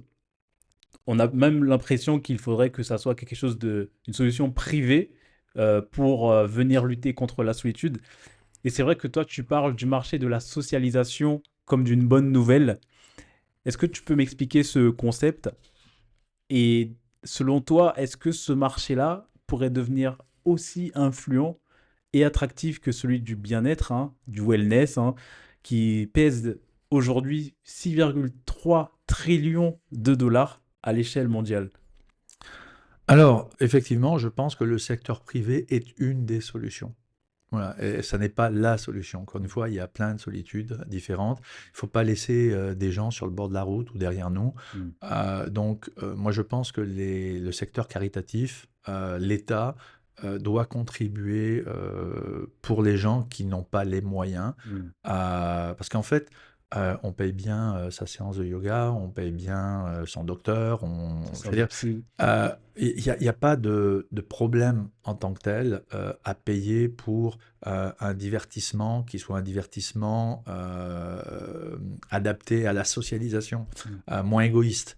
Voilà. Et je me permettrai de revenir juste sur la question d'avant. Une Mm. petite parenthèse, c'est on a quand même envoyé une lettre à l'Élysée et à Matignon. À l'époque, c'était à Monsieur Barnier. Ah oui. Donc j'espère que quelqu'un qui va regarder ton émission ou toi, vous allez passer la vidéo Ouais. parce qu'on n'a juste pas eu de réponse. Waouh. Voilà. Donc pourtant, on a quand même eu des milliers de signatures derrière. Enfin bref. Le problème, c'est que beaucoup, et ça je le vois, d'investisseurs, parce qu'on parle maintenant de la partie privée, Mm. ont beaucoup de difficultés avec solitude, parce que quand on parle de solitude, ça fait oh là là, loser. Mm. Les gens, et pourquoi les gens sont seuls? Ils sont bien feignants. C'est ce que je faisais avec mon fils, malheureusement, Mm. qui était une grave erreur. C'est ils ont juste à bouger, ils ont juste à faire quelque chose. Et puis les politiques, les entrepreneurs, les investisseurs, bah, c'est souvent des gens qui ont quand même une vie sociale importante, qui Mm. ont des moyens financiers, qui ont un niveau d'éducation. Donc finalement, aujourd'hui, ceux qui sont aux commandes, ce n'est pas nécessairement ceux qui souffrent ou qui peuvent comprendre cette souffrance-là. Ouais. Voilà, donc je referme la parenthèse. Euh, et quand je parle de marché de la socialisation, je parle d'un marché qu'on évalue probablement autour des 2000 milliards de dollars ou d'euros, comme tu préféreras. Mm. Il a toujours existé. Dans l'histoire, le marché de la médecine, on peut retrouver les premiers échanges commerciaux du temps de l'Égypte ancienne. Et tu vois, les choses avancent, plus on avance, plus les choses vont vite. Il y a une vingtaine d'années, personne n'aurait compris qu'on parle du marché du wellness, du bien-être. Pourtant, ben, il est là, le marché du bien-être, il dépasse les 6 000 milliards Ouais. d'euros. C'est en fait une restructuration. Si on n'enlève pas quelque chose à quelque chose, tu vas rencontrer des gens dans un restaurant, le restaurant va toujours fonctionner. Mm. Sauf que ça va peut-être rentrer dans le marché de la socialisation parce que ça va être fait avec une autre optique, avec un autre but qui va être de socialiser, d'enrichir tes liens. Pareil pour le yoga, si on fait des comparatifs. Le yoga, c'était un sport, un gentil sport. Puis aujourd'hui, c'est une activité pour ta plénitude Mm. et ton bien-être. Ouais. Donc, on l'a décalé dans une autre sphère. Mm. Euh, Ce marché-là, quand tu regardes les pourcentages, dans les pays pauvres comme dans les pays riches, et on a vraiment fait des comparaisons avec des pays très pauvres, tu prends le revenu moyen, les gens dépensent à peu près 20%, et d'ailleurs même des fois un peu plus dans les pays les plus pauvres, en restaurant et entertainment, donc Netflix, etc., distraction en tout genre. Mm. Donc, ça sert à quoi? Ça sert soit à socialiser, soit à tuer l'ennui. On parlait de tuer l'ennui tout à l'heure. Donc, le budget, il existe. Le marché, et on a parlé tout à l'heure de 30% de la population qui en souffre chroniquement, mais on pourrait dire jusqu'à 60, 70, 80% de la population qui a besoin de temps en temps de renouer des liens ou d'avoir d'autres personnes autour d'eux pour tisser des liens sociaux satisfaisants. Mm. Donc, euh, maintenant, quand on parle de ce marché, ce que j'aime, c'est, parce que je suis un passionné d'intelligence artificielle, Mm. c'est que c'est un des rares marchés où l'intelligence artificielle va créer des millions d'emplois. Ah ouais? Mais Ah, oui, écoute, est-ce que tu as envie d'aller dans une soirée ou dans un événement où c'est des robots qui vont te servir? bah non. Ou c'est des robots qui vont te servir? Bah, Ouais. pour l'expérience, j'aimerais bien. Ok, bah, Mais pour l'expérience, pour l'expérience, voilà. mais sinon, à terme, non, c'est pas. Non, c'est ça, c'est pour les liens sociaux, ça va rester des êtres humains Ouais. qui vont être là. Et dans cette notion de sérendipité, c'est-à-dire d'amener les gens au bon endroit, au bon moment, cette possibilité d'avoir des rencontres fortuites qui sont satisfaisantes, c'est là où l'IA va permettre de fonctionner correctement. Mm. Puis quand tu veux que cette économie-là fonctionne bien, il y a toute une logistique à mettre en place. C'est-à-dire qu'on va être, pour refléter la vie moderne, on doit être dans le on-demand, dans l'immédiat. Mm. Donc ça veut dire qu'il faut être capable de gérer des événements en temps réel, des employés ou des partenaires qui vont être disponibles pour ces moments-là. Mm. Donc non, c'est génial. Écoute, moi, je me définis comme je te disais un stitcher, donc quelqu'un qui aime créer des écosystèmes. Bah, il y a de quoi faire. Et comme il y a plein de solitudes différentes, moi j'imagine plutôt l'avenir comme tu as une rue remplie de restaurants. Quand tu sais pas vraiment où aller, bah, tu vas aller dans cette rue, puis tu vas trouver l'inspiration sur le moment. Moi je pense qu'il va y avoir, et c'est ce que l'on construit avec certains partenaires, entre autres bah, justement Freemake, les Martines, donc ça c'est plus pour les communautés féminines, Mm. Open Bubble, etc. On, ce qu'on veut, c'est créer un écosystème où bah, tu vas avoir le choix en fonction de ton envie, en fonction de ton besoin, en fonction de ton humeur. Mm. Voilà. Et oui, ça va être un marché exceptionnel. C'est une bonne nouvelle. Et c'est ça que je veux prêcher, c'est le fait que c'est une bonne nouvelle. Donc non seulement on pourrait couper dans les dépenses de l'État, Mhm. parce que s'il y a moins de gens qui souffrent, bah, il y a moins de coûts, Mhm. mais en même temps, on pourrait créer de la richesse. Et ce que j'aime dans cette économie-là, c'est que c'est local. Mm. Tu dépenses localement, la création de richesse, elle est locale. C'est pas des emplois que tu peux délocaliser. Mm. Voilà. Donc il y a vraiment beaucoup de vertus dans ce nouveau marché. Ouais, c'est vrai que tu me parles d'IA, mais par exemple, il y a des exemples ben, comme des IA qui remplacent ben, Mhm. des compagnons, et il y a déjà des personnes hein, qui vont vers ce type de solution-là. Est-ce que c'est quand même pas une mauvaise chose? Alors, est-ce qu'un patch de nicotine, c'est une mauvaise chose pour arrêter de fumer? On prend moins de goudron, ça reste de la nicotine, puis c'est les mêmes fabricants d'ailleurs, plus ou moins, qui le font, ou qui le produisent pour les gens de la pharma. Pareil, à un moment donné, on dit, bah, c'est pas grave, on peut juste fumer de la vapeur avec de la nicotine, ça reste de l'addiction. Mm. Donc pour moi, les IA qui remplacent ton compagnon, voire des gens qui tombent amoureux d'IA et qui finissent par se suicider, je suis pas convaincu que ce soit une bonne chose. Puis là, par exemple, tu as une IA maintenant, c'est une compagnie qui, en valorisation, dépasse le milliard, Replica.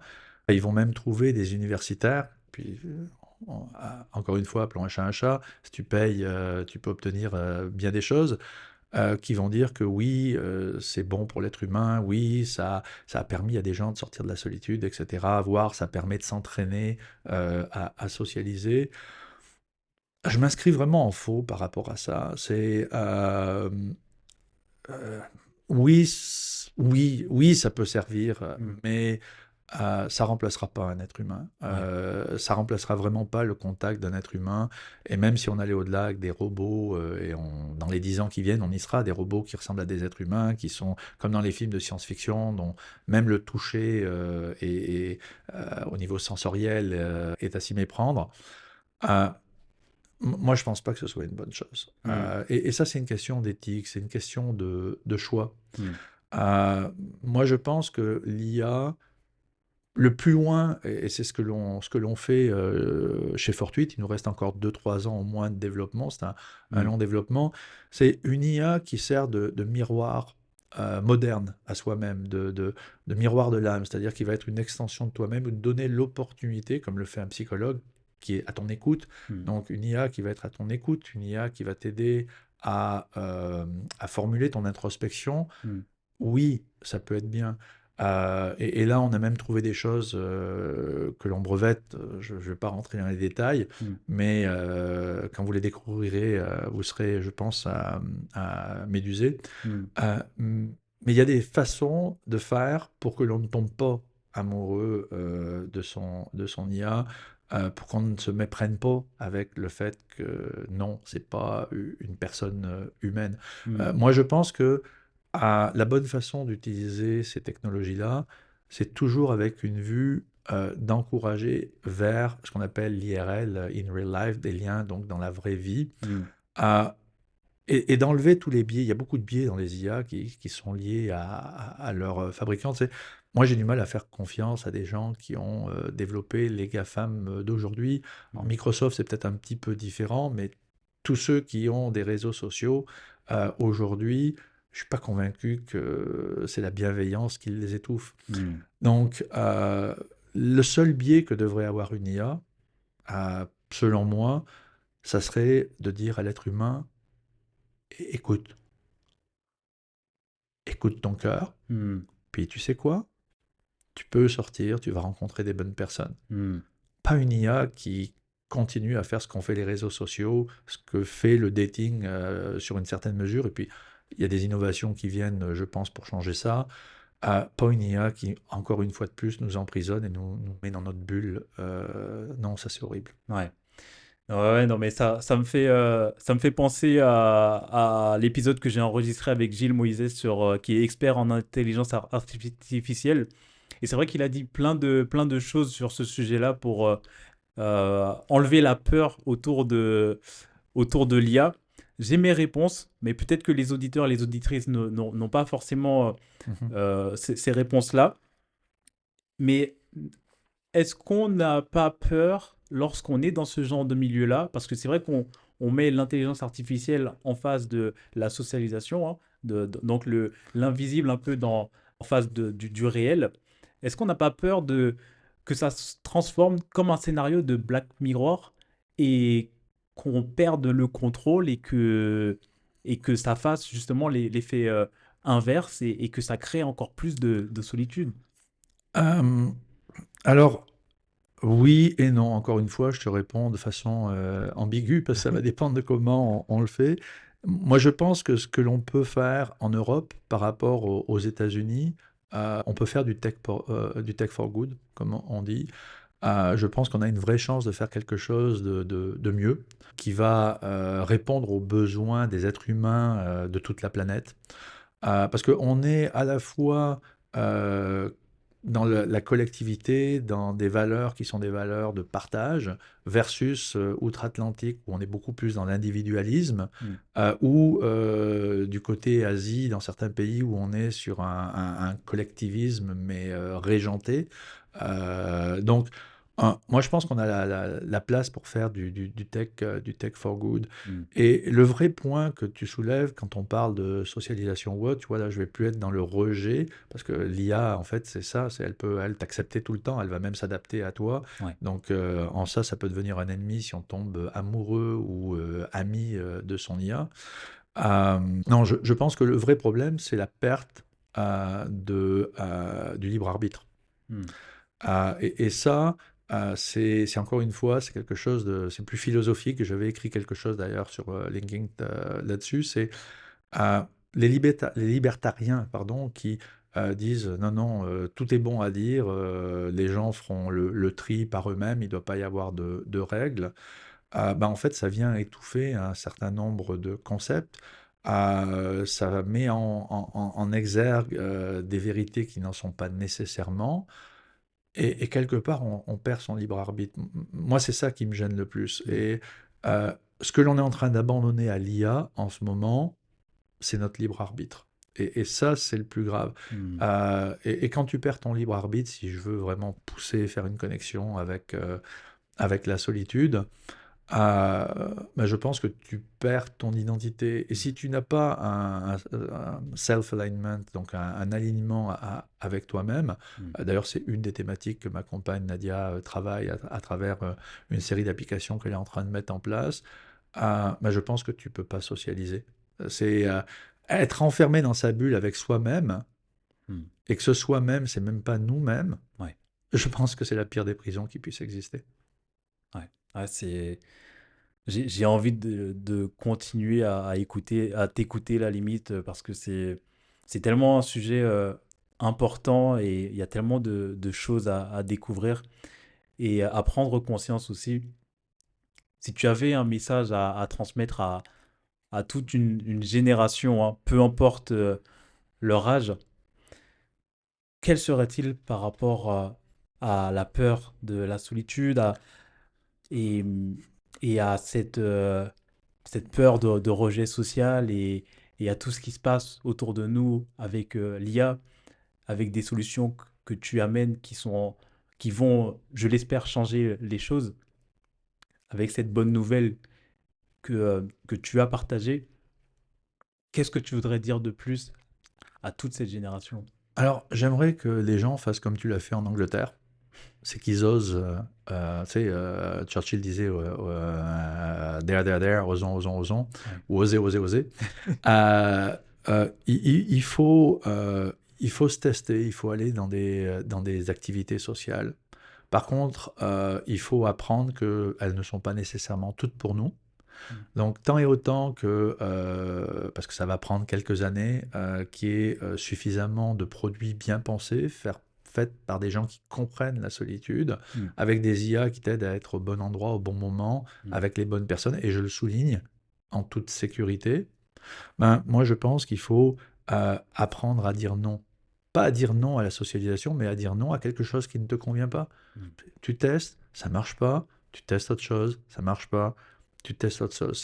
C'est à apprendre la résilience et surtout, je vais m'adresser à ceux qui souffrent pas nécessairement de la solitude, mais les autres. Parce que la solution vient des autres. Mm. C'est si tu as quelqu'un autour de toi qui souffre de solitude, ou tu présumes que cette personne ne se sent pas connectée avec son environnement social, ne va pas la voir en lui disant, écoute, je pense que tu te sens pas bien, si tu veux te confier, est-ce que je peux t'aider? Tu sais, Stéphanie Cassiopo, dans son livre Wired for Love, câblé pour l'amour, livre brillant pour ceux qui veulent comprendre comment fonctionne le cerveau au niveau de l'amour et au niveau de la solitude. Mm.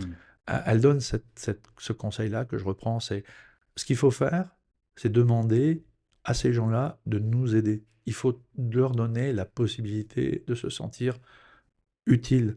Donc moi, je pense que le ensemble, c'est la force, c'est ce qui est le plus important. Mm. Donc aux associations qui travaillent sur ça, à trouver des volontaires, trouver des gens, je sais que c'est difficile, mais donner du sens à ce qu'ils vont faire. Mm. Et ils vont se sentir moins seuls. Moi, je crois beaucoup au fait que les générations peuvent s'entraider, les âgés, les jeunes peuvent s'entraider. Je crois vraiment beaucoup à cette capacité-là, tant et autant qu'on ne dit pas à l'autre, mon Dieu, tu as l'air bien seul. Ouais. La personne, elle traduit, je suis un loser. Ouais. Non, c'est, tu sais quoi, je t'aime, Mm. puis j'ai vraiment besoin que tu me donnes un coup de main sur ça. Est-ce que tu serais d'accord? Voilà, c'est tout. Ça, c'est Mm. aussi basique que ça. Ouais. On ne parle pas d'IA, on parle d'êtres humains Ouais. qui doivent commencer à comprendre les autres êtres humains. Ouais. On parle d'empathie et on parle d'un groupe de personnes qui s'entraident et qui se tirent, qui se tire vers le haut. En donnant du sens aux autres. Ouais, ouais, complètement. Jean-Claude, c'est un échange qui... je vais prendre plaisir à monter cet épisode. Alors, dans ce podcast, il y a une question de fermeture.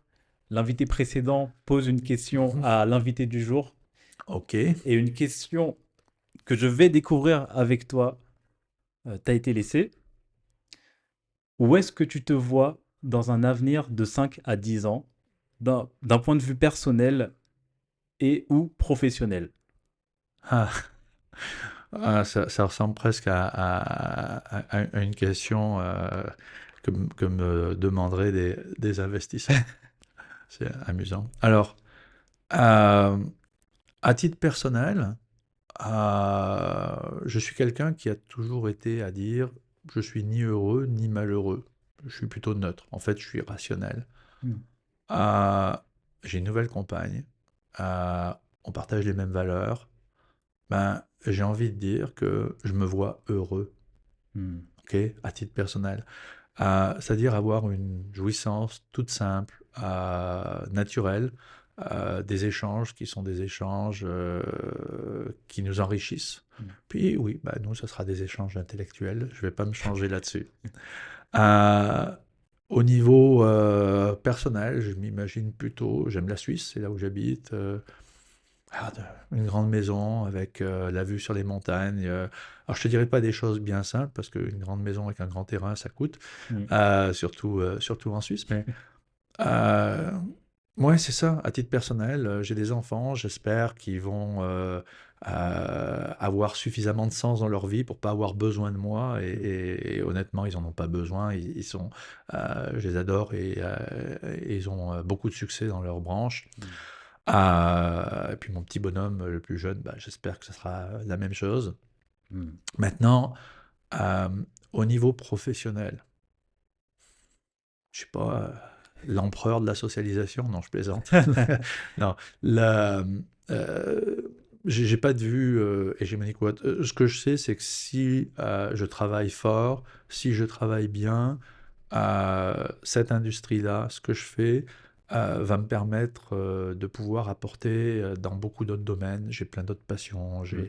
J'ai laissé des projets dans le domaine de l'aéronautique sur une tablette que je vais relancer. J'ai développé des technologies, même dans le domaine de la réalité virtuelle ou autre, que Hmm. probablement j'aurais envie de...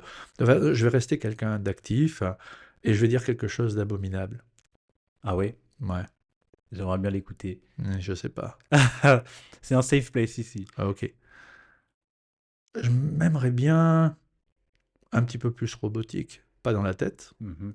mais j'ai plein de choses à faire. Je Hmm. m'imagine pas la retraite. Puis si les biomécaniques ou la cybernétique pouvaient me permettre de vivre quelques centaines d'années, je peux t'assurer que je trouverai une vraie utilité. Ouais. Je connais pas l'ennui, Hmm. mais je lutte pour ceux qui souffrent de cet ennui. Hmm. Et même si dans les 10 ans qui viennent, je pense qu'on aura fait beaucoup, vraiment beaucoup pour lutter contre la solitude, Hmm. écoute, il y aura toujours des problèmes. On est des humains. Ouais. On aura toujours des problèmes à traiter. Hmm. J'aime ça, réparer les choses. J'aime ça, tisser les liens. Hmm. Donc voilà. Donc peut-être que dans 50 ans, quand tu m'intervieweras, j'aurai une partie du corps ou la totalité qui sera cybernétique. J'espère que je serai là pour voir ça. Mais en tout cas, je te souhaite je pense que tu es la bonne personne pour traiter ces sujets. Et effectivement, dans ta présentation, j'aurais pu passer 2 minutes entières, voire 3 minutes à présenter tout ce que tu fais. Et je comprends ta conclusion sur le fait d'avoir plus le temps de pousser tes projets. Et je pense vraiment que tu es la bonne personne parce qu'effectivement, comme tu le dis, tu ne connais pas l'ennui parce que tu as une vision, tu as des objectifs, tu es un homme occupé et tout ce que tu souhaites faire là, c'est transmettre d'une certaine façon euh, cet état pour que les personnes qui sont dans une situation de solitude, de loneliness ou autre, puissent avoir une vie comblée et que au final, au niveau des relations, ben, que c'est des choses qui se font limite ben, naturellement. Tu sais, les livres d'Asimov m'ont suivi pendant très longtemps. Et oui, j'ai cette empathie globale. Ça peut paraître bizarre, mais c'est sincère. C'est Ouais. vraiment cette volonté de créer un environnement plus sécuritaire. Mm. Si tu me permets un dernier petit mot, c'est là où on socialise, on civilise. Et aujourd'hui, euh, on souffre de décivilisation, et c'est pas un terme de droite, hein, c'est un terme qui a été utilisé par des gens de gauche il y a quelques dizaines d'années. Mm. Euh, ouais, donc c'est ça, c'est être un homme, c'est sentir en posant sa pierre, sa Mm. modeste pierre, que l'on contribue à bâtir le monde. Dixit Saint-Exupéry. C'est magnifique. Je pense que je vais pas rajouter de commentaires ou de phrases. En tout cas, je te remercie beaucoup, Jean-Claude. C'était un Merci à plaisir toi. de te recevoir sur Dis-moi plus. Et encore une fois, cet échange, ça va être un plaisir pour moi de monter cet épisode et de diffuser, de partager cet épisode. Merci.